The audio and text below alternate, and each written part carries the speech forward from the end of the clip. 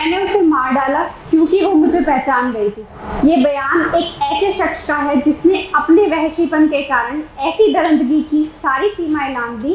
पहले तो उसने उस बच्ची के साथ दुष्कर्म किया, फिर उसे इसलिए मौत के मुंह भेज दिया क्योंकि वो उस घिनौने काम करने वाले शैतान को पहचान गई थी। नमस्कार, मैं आंचल और आप देख रहे हैं देश रोजाना। अभी जहन से लखीमपुर का वो शर्मनाक हादसा उतरा भी नहीं था कि उत्तर प्रदेश के ही बदायूं में दलित लड़की से दुष्कर्म के बाद हत्या करने का मामला सामने आ गया। आपको बता दें कि लड़की शुक्रवार से लापता थी। रविवार सुबह उसका शव मिला। घटना के बाद आरोपी को गिरफ्तार भी कर लिया गया और तो और आरोपी ने अपना ये घिनौना गुनाह कबूल भी कर लिया। दरअसल ये पूरा मामला बदायूं के फैजगंज बेहता इलाके का है। करीब 16 साल की मानसिक रूप से बीमार ये बच्ची गांव में अपने माँ बाप और भाई के साथ रहती थी। उसकी माँ के दिए गए बयान के अनुसार उसकी बच्ची की मानसिक स्थिति अच्छी नहीं थी। इसी वजह से तो वो अक्सर ऐसी हालत में गांव में कहीं भी घूमने निकल जाया करती थी।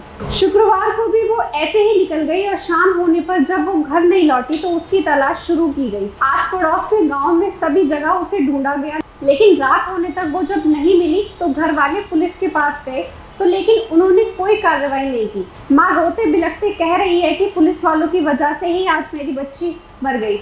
उन्होंने ही उसे मार डाला। अगर वक्त रहते वो उसे तलाश कर लेते तो आज वो सही सलामत होती। दूसरे दिन सुबह जब कुछ गांव वालों को आसफपुर रेलवे स्टेशन के पीछे लड़की की लाश मिली तो पुलिस को सूचित किया गया। घर वालों का ये भी आरोप है कि पुलिस वालों ने उन्हें बेटी के एक्सीडेंट की खबर दी थी। जब घर वाले चौकी पर पहुंचे तो उन्हें लड़की का सिर्फ चेहरा दिखाया गया और लाश को पोस्टमार्टम के लिए भेज दिया गया। वहीं कुछ लोगों का ये भी कहना है कि गांव वाले हंगामा करते इसलिए एक्सीडेंट का बहाना बना दिया गया, इसलिए एक्सीडेंट का बहाना पुलिस वालों ने बनाया। फिलहाल अब पुलिस ने रेप के बाद हत्या की एफआईआर दर्ज की है। वहीं उसका वेजाइनल वॉर्ड सुरक्षित रखा गया है। किशोरी के शव को देर रात दफना दिया गया। पूछताछ में पता चला कि गांव का ही एक दुकानदार उसे रेलवे पटरी की तरफ ले जाते हुए देखा गया था और वो अक्सर लड़की को बहला फुसलाकर खाने को भी देता रहता था। क्या दोष था उस बच्ची का कि वो एक लड़की थी, या क्योंकि बच्ची मानसिक रूप से ठीक नहीं थी इसलिए वो मासूम उस दरिंदे के चंगुल में फंस गई और अपनी जान गंवा बैठी। आपको बता दें कि आरोपी जितेंद्र गांव में ही दुकान चलाता है। उसने अपना जुर्म तो कबूल लिया और पुलिस को जो बताया वो तो बेहद ही शर्मनाक और रूह को कंपा देने वाला बयान है। जितेंद्र ने बताया कि वो शराब के नशे में था इसलिए ऐसा काम उसने किया। साथ ही ये भी बताया कि वो उसे पहचान गई थी इसलिए उसने उसके मुंह में मिट्टी डाल दी जो उस बच्ची की सांस नली में फंस गई, जिससे उसकी मौत हो गई। आरोपी ने उसके पूरे चेहरे पर भी गीली मिट्टी पोत दी थी ताकि उसका चेहरा कोई पहचान ना सके। ये करने के बाद वो दरिंदा अपने घर गया, कपड़े बदले और फिर नशे में धुत पूरे गांव में घूमता रहा। उसके बाद रात होने पर घर आकर आराम से चैन की नींद सो गया, जैसे उसने कुछ किया ही ना हो। वहीं पोस्टमार्टम रिपोर्ट में सामने ये भी आया कि उस बच्ची ने खुद को बचाने की पूरी कोशिश की। उसके गले और शरीर पर कई चोट के निशान भी मिले हैं। सांस की नली में मिट्टी भी मिली है। हमेशा की तरह एक गुनाह और हो गया। आरोपी गिरफ्तार भी हो गया और एक और मासूम हमेशा के लिए मौत की नींद सो गई। पीछे छोड़ गई फिर से कुछ सवाल जिसका जवाब देना किसी के दम की बात ही नहीं।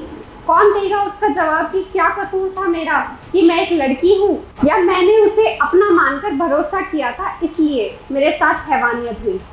एनसीआरबी की 2019 की सालाना रिपोर्ट के मुताबिक पूरे देश में 32,033 मामले रेप के दर्ज हुए। साल 2020 में पूरे देश में 28,046 मामले बलात्कार के दर्ज हुए, जिनमें राजस्थान से 5,310 और दूसरे स्थान पर उत्तर प्रदेश से 2,759 मामले दर्ज हुए। एनसीआरबी की रिपोर्ट के मुताबिक ये आंकड़े जिनमें से ज्यादातर घटनाएं जान पहचान या फिर रिश्तेदार करते हैं। साल 2021 के मुकाबले 2022 में नाबालिग लड़कियों से छेड़छाड़ पॉक्सो एक्ट के तहत होने वाली घटनाओं की संख्या में बढ़ोतरी भी देखी गई। 2021 में छेड़छाड़ करने व पॉक्सो एक्ट के तहत 161 घटनाओं को दर्ज किया गया। वहीं ऐसी घटनाओं की संख्या 2022 मई तक 210 तक जा पहुंची।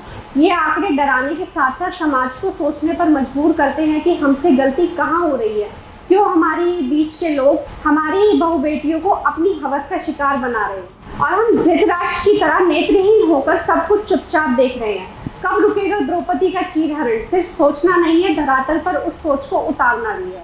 ऐसे ही ताज़ा खबर देखने के लिए देखते रहिए देश रोजाना। चैनल अगर सब्सक्राइब नहीं किया है तो सब्सक्राइब करिए, लाइक, शेयर और कमेंट करते रहिए।